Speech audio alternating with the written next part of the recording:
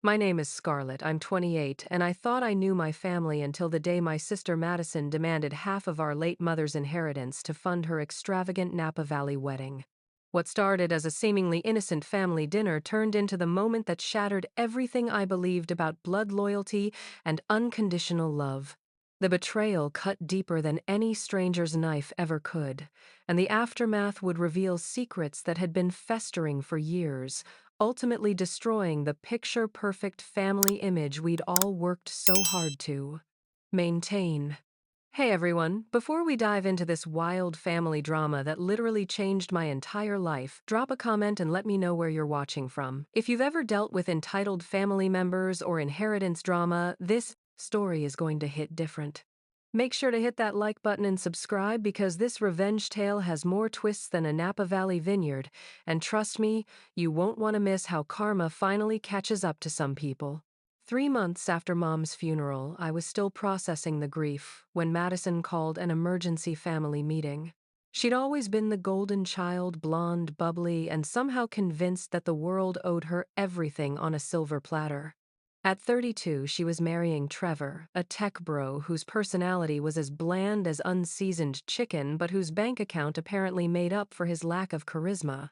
Scar, we need to talk about Mom's will, Madison announced, the moment I walked into her pristine apartment in Pacific Heights. She'd inherited Dad's flair for dramatic timing, but unlike him, she used it for manipulation rather than storytelling. The will had been straightforward.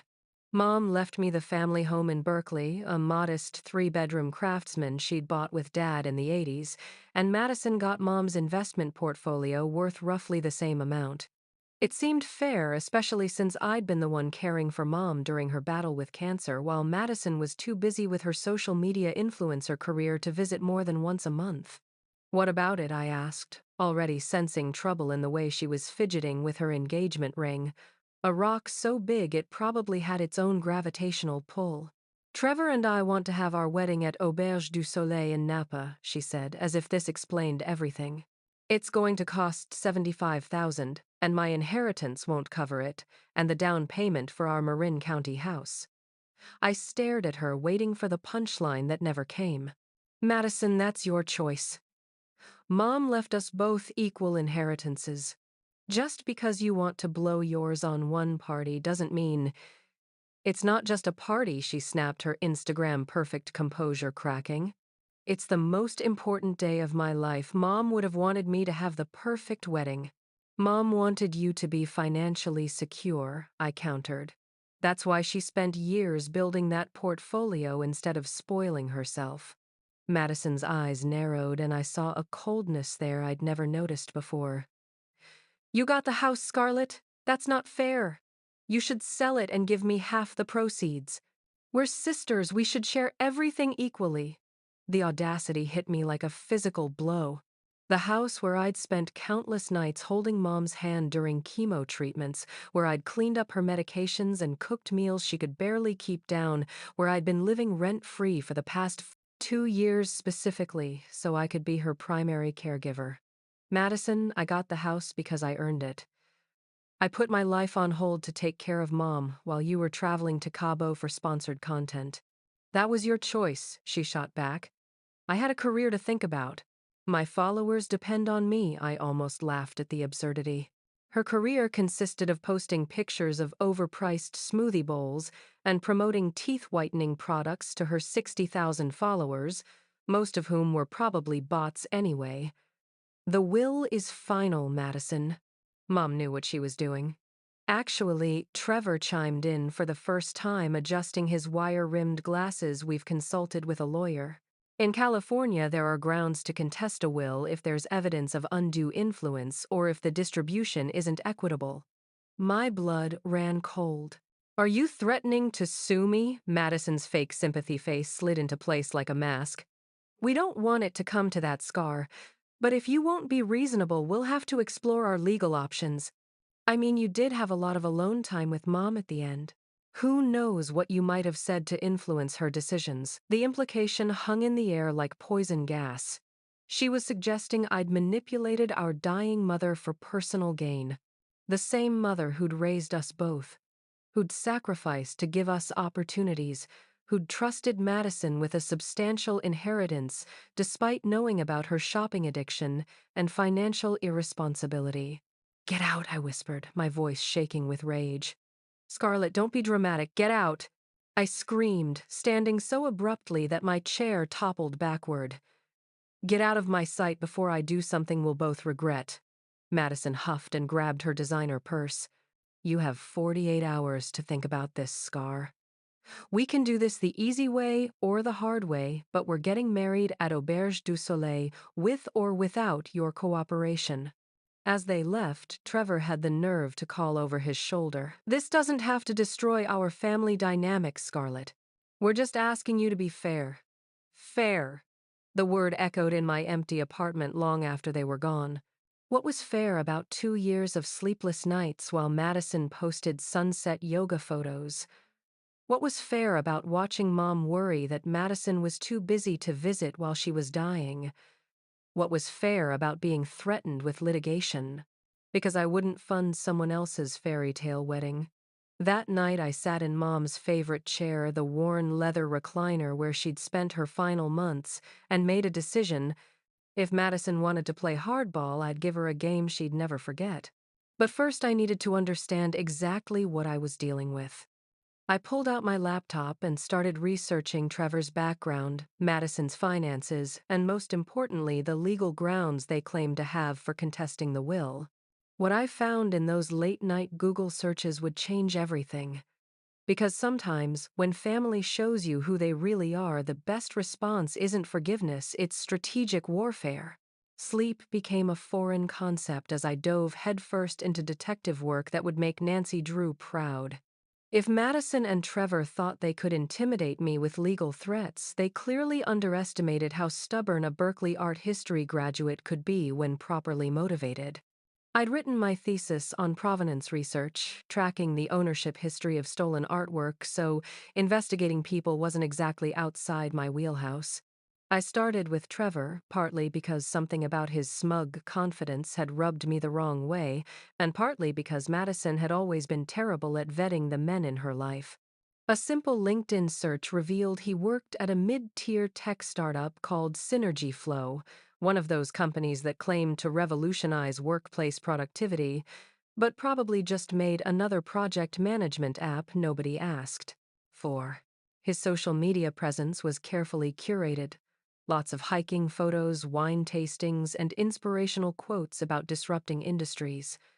But social media lies and public records don't. A deep dive into San Francisco's court database revealed something interesting. Trevor Chen had been involved in a lawsuit 18 months ago, sued by his previous employer for breach of contract and theft of intellectual property. The case had been settled out of court, but the filing documents painted a picture of someone willing to bend ethics for personal gain. Even more interesting was his financial history. Credit reports might be private, but civil judgments are public record, and Trevor had 3 outstanding judgments against him, totaling nearly $30,000. For someone supposedly making tech money, he seemed remarkably broke, which explained a lot about why he was so eager to marry into Madison's inheritance. Madison's digital footprint told an equally revealing story. Her influencer lifestyle looked glamorous on Instagram, but the sponsored post disclosures revealed the truth about her income or lack thereof. She was posting ads for companies that paid in product rather than cash, and the engagement rates on her posts had been declining steadily over the past year. Those 60,000 followers, a social media analytics tool I'd subscribed to for my museum work, revealed that nearly 40% of them were fake accounts. But the real bombshell came when I was scrolling through Madison's older posts looking for timeline inconsistencies.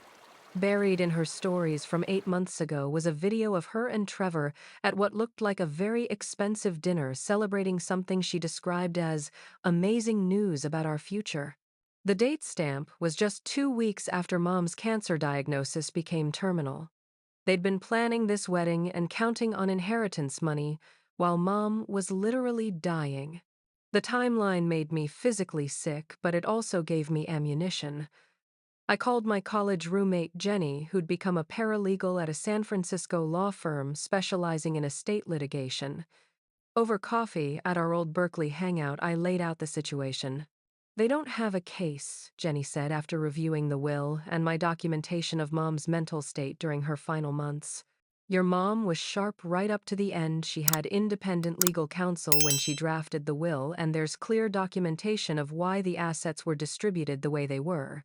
Madison's threatening you because she hopes you'll cave, not because she has legal grounds. But what if they file anyway? Then they'll waste money on a lawyer who'll eventually tell them the same thing I'm telling you. But Scarlett. Jenny leaned forward conspiratorially. If you really want to shut this down, you need to go on the offensive. Make them think twice about messing with you. That afternoon, I drafted a letter to Trevor's employer. I didn't threaten or lie. I simply forwarded the public court documents about his previous legal troubles along with a polite note expressing concern about an employee who was threatening frivolous litigation against grieving family members. I didn't ask them to fire him. I just made sure they were aware of the situation. I also reached out to Mom's lawyer, who confirmed what Jenny had said and offered to send Madison and Trevor a formal letter explaining why their threatened lawsuit was baseless. The letter would be professional but firm, making it clear that any litigation would be considered harassment and could result in sanctions. But my masterstroke came from an unexpected source: Madison's own social media addiction. She'd been posting regularly about wedding planning, including several stories about venue tours and vendor meetings. What she didn't realize was that Instagram stories, while temporary for regular users, could be permanently saved by anyone who knew how. I'd been screenshotting everything, building a timeline that showed she'd been spending inheritance money she hadn't even received yet. More damaging was a live video she'd done 2 weeks earlier talking about the wedding budget while getting her nails done. In it, she explicitly mentioned that the inheritance would totally cover the auberge costs and then some.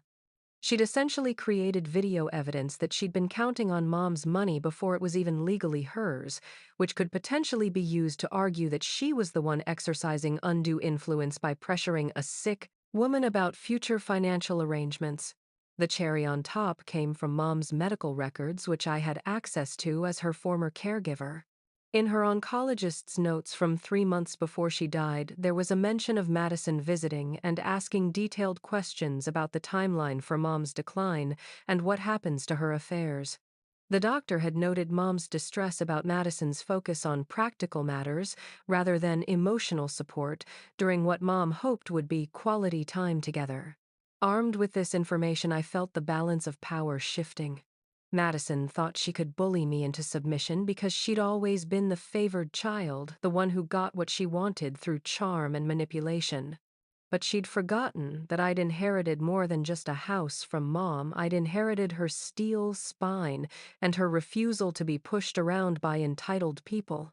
I was ready to make my countermove, but first I wanted to give Madison one last chance to back down gracefully. Sometimes the threat of mutually assured destruction is more effective than actually pulling the trigger. I drafted a text message that would either end this conflict or escalate it to a whole new level. Madison, I've been thinking about our conversation. Before this goes any further, you might want to ask Trevor about his financial situation and his previous legal troubles. Some things aren't what they seem. We should talk. As I hit send, I realized that somewhere in the past 72 hours, I'd stopped being the grieving daughter who just wanted to honor Mom's wishes. I'd become something more dangerous, a woman with nothing left to lose and everything necessary to win. Madison's response came within minutes of my text. What are you talking about? Trevor doesn't have legal troubles. Stop being paranoid and just give me what's fair. Her immediate defensiveness told me everything I needed to. No, either she was completely clueless about her fiancé's background, or she was in denial about it. Either way, it was time to force some uncomfortable truths into the light. I decided to meet Madison face to face, but this time on my terms. I suggested lunch at Mom's favorite restaurant, a small Italian place in North Beach where we'd celebrated every birthday and milestone growing up. If Madison wanted to dishonor Mom's memory by fighting over her inheritance, she could at least do it somewhere that might remind her of the woman who'd raised us both. Madison arrived 15 minutes late, her usual power move, wearing a outfit that probably cost more than most people's monthly rent. She slid into the booth across from me with the practiced grace of someone who'd spent years perfecting her entrance for social media. "Okay, what's this about Trevor having legal troubles?" she demanded without preamble. "Did you Google him or something? That's so creepy, Scar." I pulled out a manila folder I'd prepared, setting it on the table between us like evidence in a trial. "I did more than Google him, Madison. I did the kind of research you should have done before agreeing to marry him." Her perfectly contoured face shifted from annoyance to uncertainty as I opened the folder. The first document was a printout of Trevor's civil lawsuit with key passages highlighted in yellow. Trevor was sued by his previous employer for stealing proprietary code and trying to sell it to competitors, I said calmly. The case was settled, but not before it was established that he'd violated his employment contract and his fiduciary duties. Madison grabbed the papers, her manicured nails skimming over the legal language she clearly didn't understand. This doesn't mean anything. Lots of people get sued by employers. It's just corporate bullying." "Keep reading," I said, sliding her the next set of documents. "These are the civil judgments against him. $30,000 in outstanding debt, Madison. Credit card companies, a former landlord, and something called lifestyle loan services, which is a fancy term for predatory lending to people who want to live beyond their means." The color drained from her face as she processed the numbers. "He told me he was paying off student loans. Stanford doesn't use lifestyle loan services, Madison." I leaned forward, trying to inject some gentleness into my voice, because watching someone's illusions crumble in real time was harder than I'd expected. "The man you're planning to marry is broke and desperate. Think about the timeline here," he proposed, right after Mom's diagnosis became terminal. "You're lying," she whispered, but her voice lacked conviction. I pulled out my phone and showed her the screenshots I'd taken of her own Instagram stories. "Madison, you posted this video of yourselves celebrating amazing news about your future 2 weeks after Mom got her terminal diagnosis. Were you celebrating her death sentence?" We weren't." Madison fumbled for words, tears starting to smear her carefully applied makeup. "We were celebrating our engagement. It had nothing to do with Mom." "Then why did you immediately start planning a $75,000 wedding that you knew you couldn't afford without inheritance money?" I pressed on, hating myself for being this ruthless, but knowing it was necessary. "Why has Trevor been asking you about the will timeline and the probate process?" "I have witnesses, Madison. Mom's lawyer, her oncologist, people who heard these conversations." The fight went out of her all at once, like someone had pulled a plug and drained all her bravado. She slumped back in the booth, clutching the legal documents with shaking hands. "I didn't know," she said finally. "About the debt, about the lawsuit. He told me he was successful, that money wasn't an issue. And you never questioned why someone successful was so eager to access your inheritance," I asked. "Madison, I know you're not stupid. You built a social media following from nothing. You understand branding and image management. Didn't some part of you wonder why, mister?" Successful tech guy was pushing so hard for expensive wedding venues, she was crying now, mascara tracks running down her cheeks like ink stains. "I just wanted to be happy, Scar. After Dad died, after Mom got sick, I wanted something good to happen. Trevor made me feel special, like I deserved beautiful things. And there it was, the heartbreak underneath all the entitlement and manipulation. Madison wasn't a master manipulator. She was a broken woman who'd been manipulated by someone much more calculating than she'd ever been.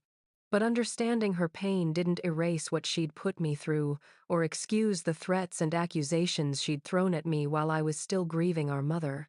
"Madison," I said softly, "Mom left you that inheritance because she wanted you to be secure and independent.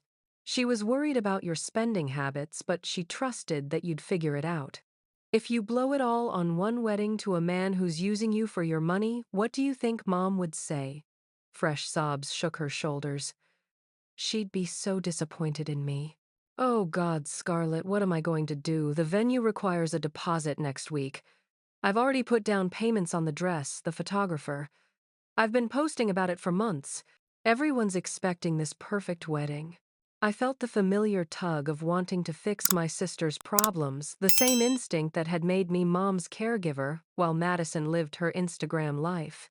But this time I resisted the urge to make everything okay for her. "You're going to cancel the wedding," I said firmly. "You're going to break up with Trevor, keep your inheritance, and figure out who Madison really is when she's not performing for social media or trying to impress a man who sees dollar signs when he looks at her." But everyone will know I was wrong about him.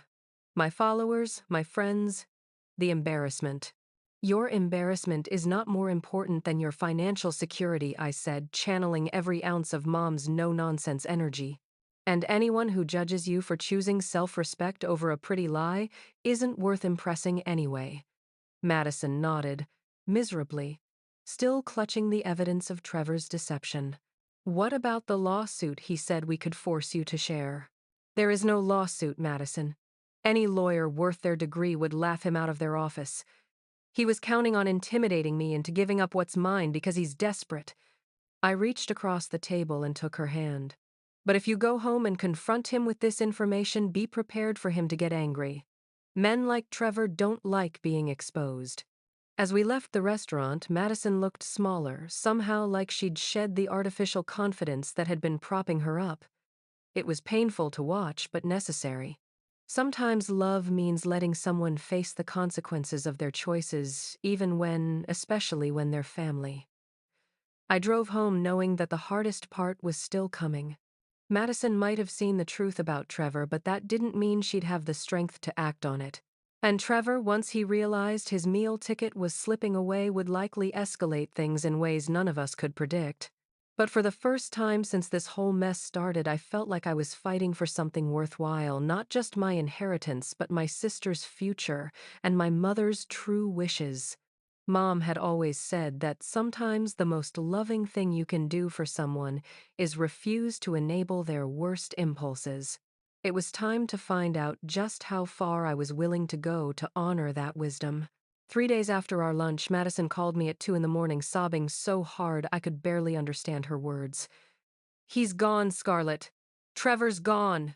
He took my credit cards and cleaned out my checking account before he left. I sat up in bed, instantly alert. "What happened? Did you confront him?" "I tried to talk to him about the documents you showed me," she hiccuped. "I asked him to explain the lawsuits and the debt. At first, he denied everything, said you were lying and trying to break us up. But when I showed him the papers, what did he do? He got so angry, Scar. I've never seen him like that. He said I was choosing you over him, that I was just another privileged princess who didn't understand how hard it was for men like him to get ahead. Then he said if I didn't trust him enough to marry him, he'd find someone who appreciated him. The classic narcissist's playbook: when caught in a lie, flip it around and make yourself the victim. Madison, I'm sorry he hurt you, but you dodged a bullet. A man who steals from you when you question his integrity. It gets worse," she interrupted. "After he left, I couldn't sleep, so I went through his laptop that he forgot to take. Scarlett, he had spreadsheets, detailed financial plans showing how he was going to use my inheritance to pay off his debts and fund some cryptocurrency scheme. He'd been planning this for months." My blood ran cold. "What kind of spreadsheets?" "Everything. My inheritance amount, the timeline for receiving it, projected returns on investments he was going to make with my money. He even had backup plans for if you contested the will ways to pressure you into settling quickly." Her voice broke again.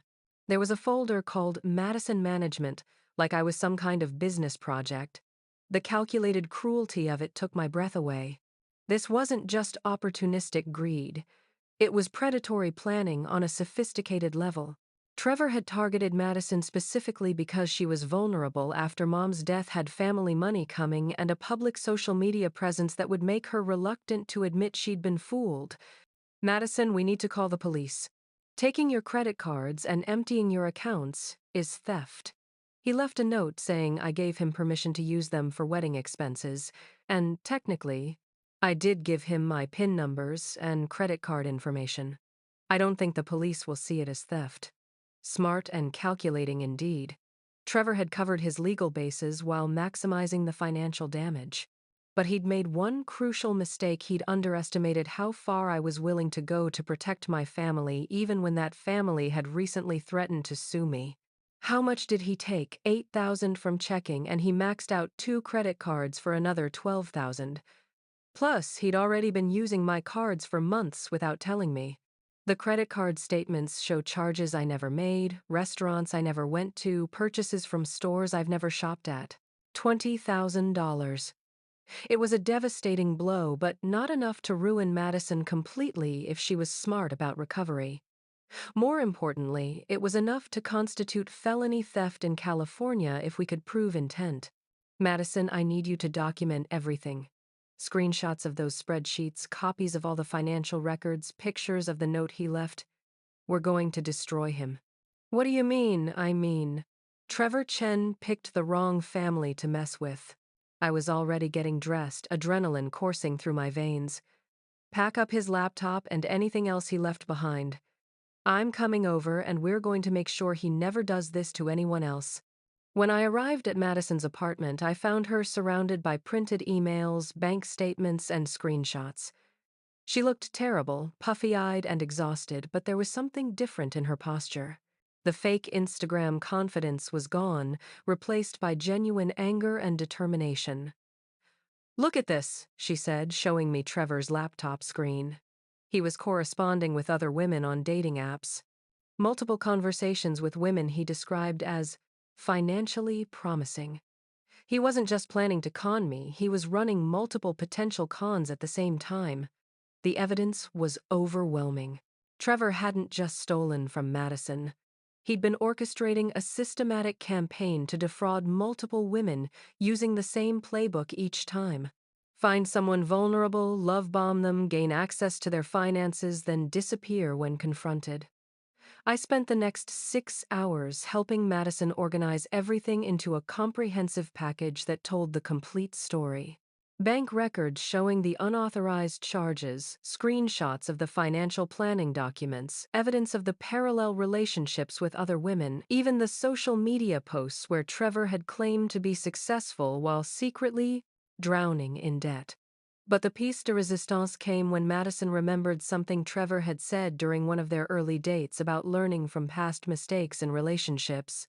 A reverse image search of his dating profile photos revealed he'd been using the same pictures and similar biographical details under different names on multiple platforms across 3 different states. This wasn't just theft, it was identity fraud and systematic consumer fraud on a multi-state level. The kind of case that would interest federal authorities, not just local police. We filed reports with the SFPD, the FBI's Internet Crime Complaint Center, and the California Attorney General's office. I also reached out to a contact I'd made years ago while researching art fraud, a federal prosecutor who specialized in financial crimes. This pattern suggests Trevor Chen, if that's even his real name, has been doing this for years, she told me over the phone after reviewing our evidence package. We've been tracking similar schemes in Oregon and Nevada. Your sister's documentation might be the key to connecting cases across multiple jurisdictions. The final step was the most satisfying. Madison posted a video on her Instagram explaining that her engagement was off and warning her followers about online dating scams. She didn't name Trevor directly, her lawyer had advised against that, but she provided enough detail that anyone Googling him would find the post. Within hours, the video had hundreds of comments from women sharing similar experiences, including 3 who recognized Trevor's photos and tactics. The viral nature of social media that had once been Madison's weakness became her strength, creating a digital paper trail that would follow Trevor wherever he tried to run his con next. As we sat in Madison's living room that evening, surrounded by evidence folders and legal documents, I realized something had fundamentally shifted between us. We weren't just sisters anymore, we were allies who'd been through combat together and emerged stronger. The domino effect of Trevor's exposure happened faster than either Madison or I had anticipated. Within a week of filing our reports and Madison's viral Instagram post, Trevor's carefully constructed house of cards began collapsing in spectacular fashion. The first crack came from his employer. Apparently, my earlier email about his legal troubles, combined with the new fraud allegations and the negative attention on social media, had prompted Synergy Flow to conduct their own internal investigation. They discovered Trevor had been falsifying expense reports and using company resources for personal projects, including his dating app schemes. He was terminated immediately, and they filed their own criminal complaint for embezzlement. Then the other women started coming forward.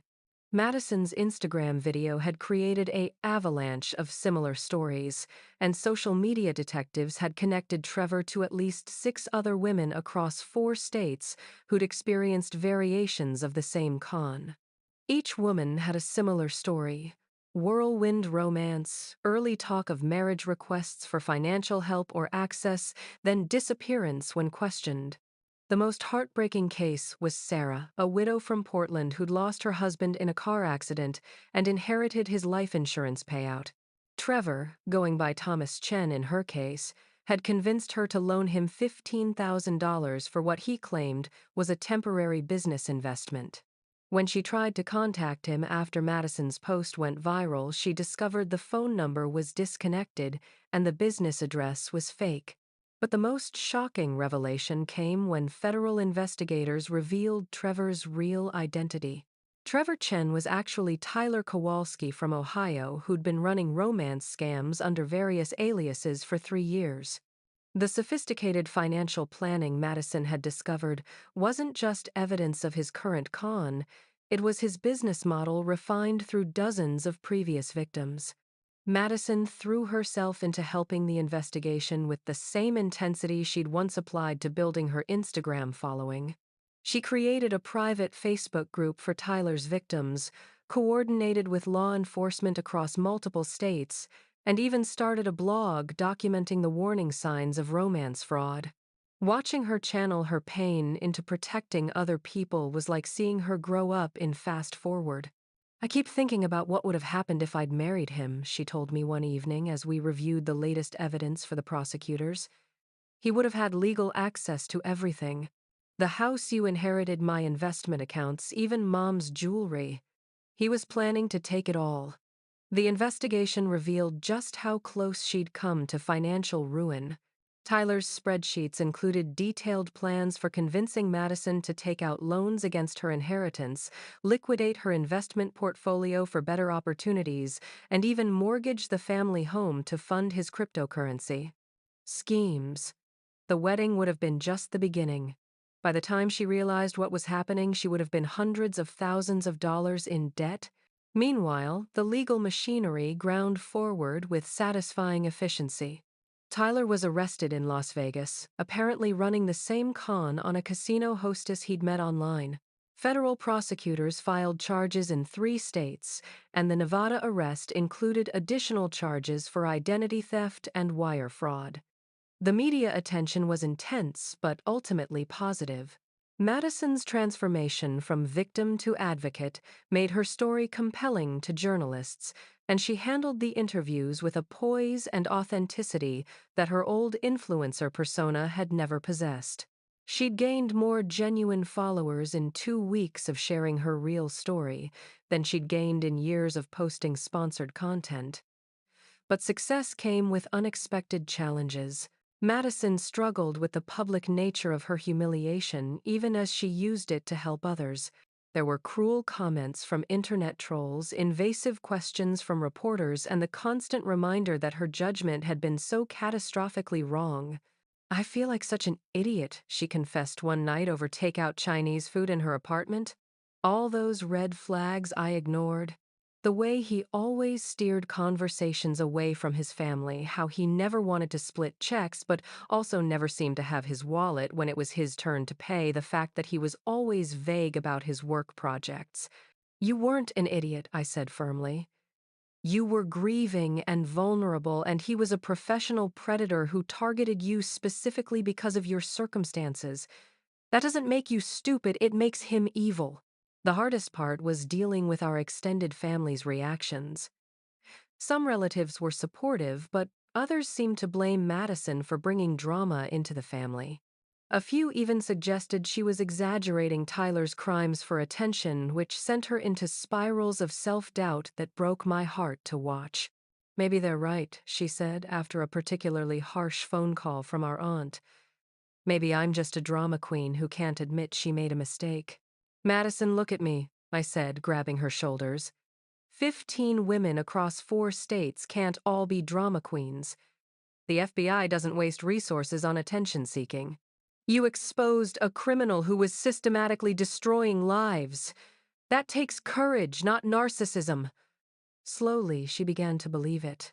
The support from other victims, the positive response from law enforcement, and the measurable impact of her advocacy work gradually rebuilt her confidence on a foundation of genuine accomplishment rather than artificial validation.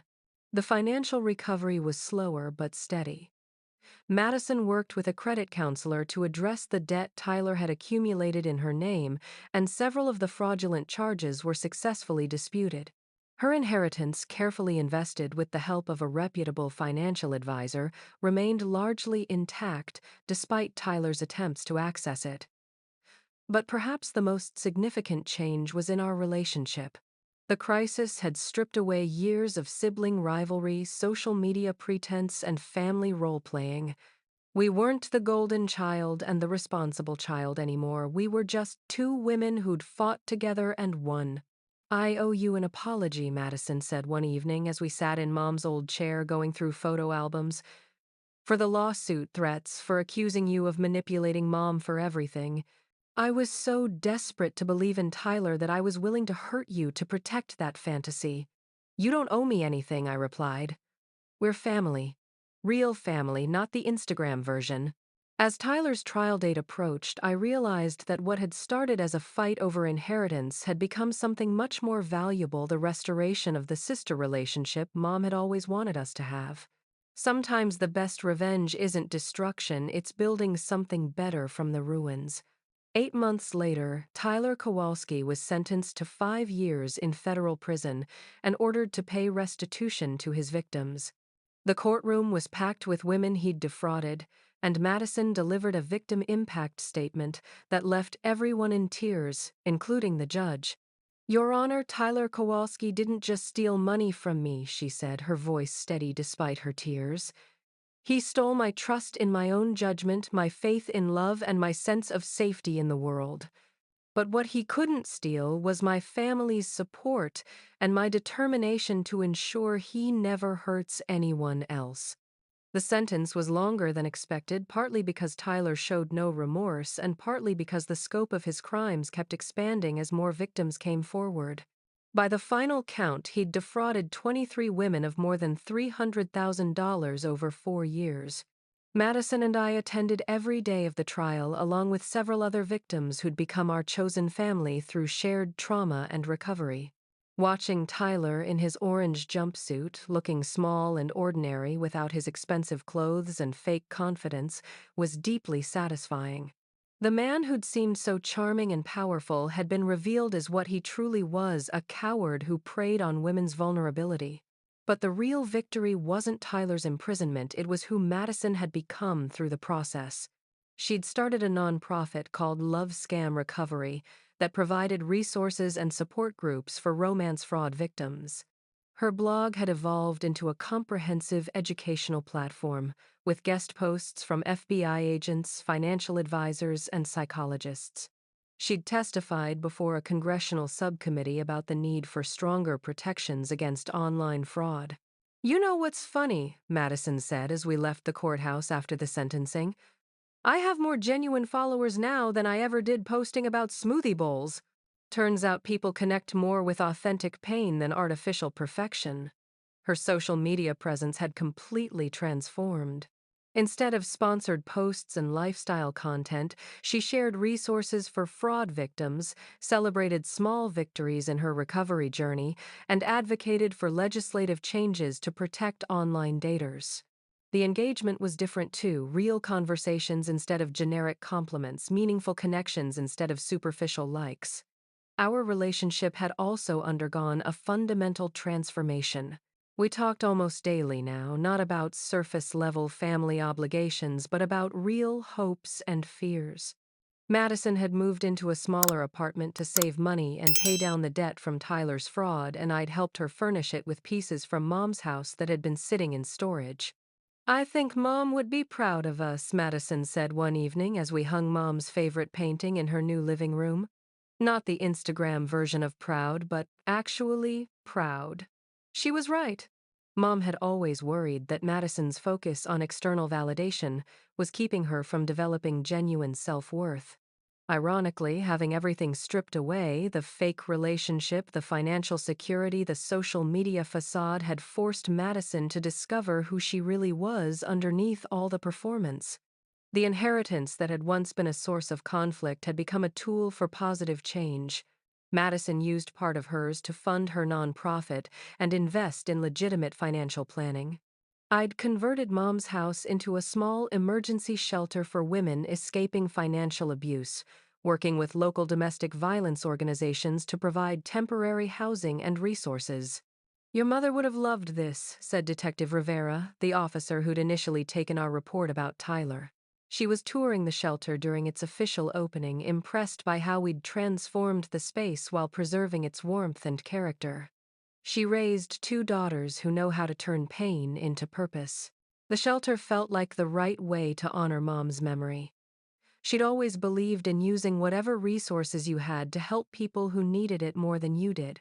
The house had been her gift to me, but transforming it into a sanctuary for other women felt like completing her intention.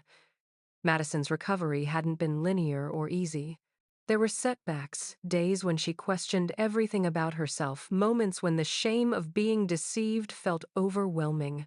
But she'd built a support network of other survivors, therapists who understood financial trauma, and family members who loved her unconditionally. "I used to think the worst thing that could happen was people finding out I'd been fooled," she reflected during the shelter's opening reception. "Now I realize the worst thing would have been staying fooled and letting Tyler continue hurting other women." The anniversary of Mom's death fell just a week after Tyler's sentencing, and we spent it together at her gravesite, sharing stories and updates we thought she'd want to hear. Madison brought flowers she'd grown herself in her new apartment's small garden, a hobby she'd discovered during recovery that brought her more satisfaction than any sponsored post ever had. "I've been thinking about what you said that day at the restaurant," Madison said as we sat by Mom's headstone. "About choosing self-respect over a pretty lie. I spent so many years performing happiness that I forgot what real contentment felt like. And now, I know the difference.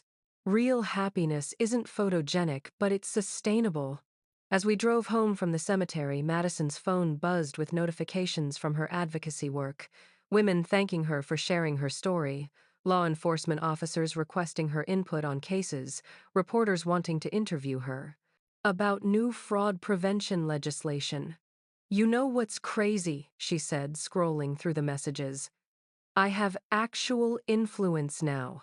Not the fake kind where companies pay me to sell teeth whitener, but real impact on real problems." The irony wasn't lost on either of us. Madison had spent years chasing superficial success and validation, only to find genuine purpose through the worst experience of her life. Tyler had intended to destroy her financially and emotionally, but instead, he'd accidentally helped her discover her real strength and calling. That night, as I sat in Mom's old chair reading thank you letters from women who'd escaped similar situations because of Madison's advocacy work, I felt a deep sense of completion. The inheritance fight that had nearly destroyed our family had ultimately saved it, revealing truths that needed to be exposed and strengths we didn't know we possessed. Sometimes karma doesn't look like punishment, it looks like transformation. Tyler got his justice in the form of prison time and a ruined reputation, but our real victory was building something beautiful from the wreckage he'd left behind. Speaking of family karma and justice served, I'd love to hear your thoughts. Have you ever had to choose between family loyalty and doing what's right? Have you seen situations where someone's betrayal actually led to better things in the long run? Drop your stories in the comments below, whether it's about standing up to toxic relatives, learning hard lessons about trust, or finding unexpected strength through difficult times. If this story resonated with you, please hit that like button and subscribe for more real-life tales of justice, family drama, and personal growth. Share this video with anyone who might need to hear that it's okay to protect yourself from people who don't have your best interests at heart, even when those people are family. Thanks for joining me on this wild journey, from inheritance drama to family healing. Remember, sometimes the best revenge is simply refusing to be destroyed by people who want to see you fail. Until next time, keep choosing truth over comfort and never apologize for protecting your peace. Take care.